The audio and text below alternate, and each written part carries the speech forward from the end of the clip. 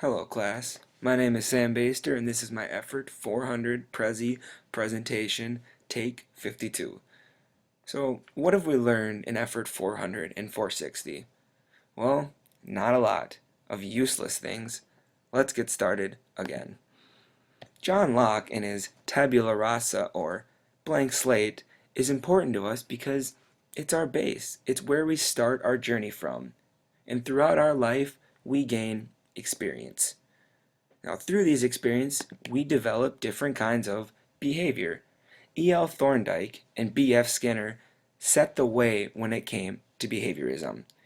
Thorndike, in his Laws of Learning, specifically Law of Exercise, says that the more the behavior is practiced or exercised, the more strongly it will be established or learned.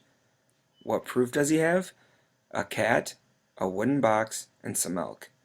And what he found is the more times he put the cat in the wooden box with a hidden lever, the faster it would get out every time and get its prize. Now, B.F. Skinner builds off of Thorndike but goes off in his own direction, saying rewards are not always needed. And in fact, random rewards work even better. So, relating to this, as a teacher, how and what you teach and how you reward your kids can affect their habits. When it comes to problem solving, John Dewey is the man. He says that thinking and learning are practical capacities. Now, sometimes teachers give us these dry problems that are relevant to them and not us. And unless the learner can relate to it in some way, shape, or form, what they learn is going straight into cold storage.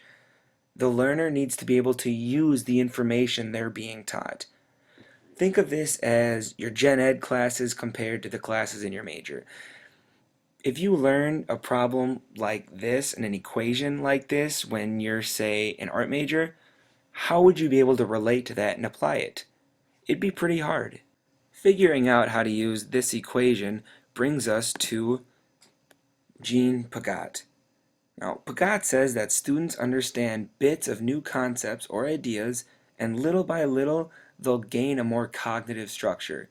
So, play is the answer to how anything new comes about. Children can play and grow together, but that doesn't mean they're going to be at the same place when tested.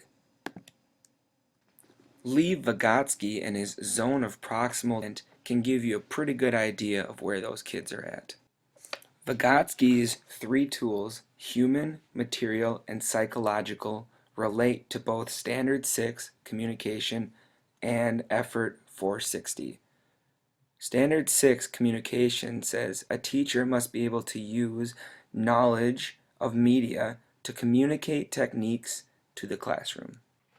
These three tools also relate to EFRT 460's pedagogical triangle. This pedagogical triangle shows that the interaction between the student, teacher, and content or technology is what helps them reach that goal. I'd like to end with a video on Benjamin Bloom's taxonomy.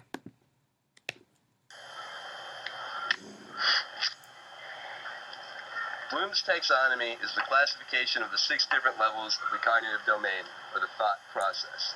The first and most basic of these levels is knowledge. This refers to defining, naming, or labeling an object. This is a drum. The next of these levels is comprehension. This refers to the classification or description of the object. The drum is a percussion instrument. The next of these levels is application. This refers to what you do with the object, or its demonstration or practice. Well, you make music with the drum. The next of these levels is application. I mean analysis. This refers to the actual way in which you do what you do with the object. Well, using a drum, you hit it with sticks to make music, like so. The next of these levels is called synthesis. This refers to the actual writing or creating of works. Well, with the drum, you make music, like so.